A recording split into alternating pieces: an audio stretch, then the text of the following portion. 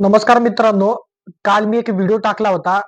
राष्ट्रपिता महात्मा ज्योतिराव फुले यांच्या स्मारकाच्या आजूबाजूला गवत वाढलं होतं आणि ती गवत नगर परिषद काढत नसल्याचा आपण त्यामध्ये आरोप केला केला होता आणि अनेक भयानक परिस्थिती झाली होती आणि त्याच्यामध्ये तो व्हिडिओ मी इंस्टाग्रामला टाकला आणि त्याच्यामध्ये एक विनोद आरवडे नावाचा जो व्यक्ती आहे, त्या व्यक्तीने कमेंट काय केली, की व्हिडिओ काढण्यात वेळ असेल तर साफसफाई करून तो व्हिडिओ टाका. पण त्याची काही चुकी नाही.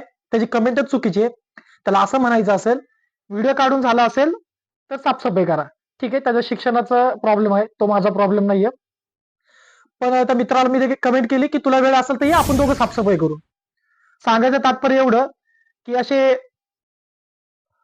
कमेंट टाकणारे दळभद्री लोक असतात. त्याच्याकडे आपण लक्ष द्यायचं नसतं.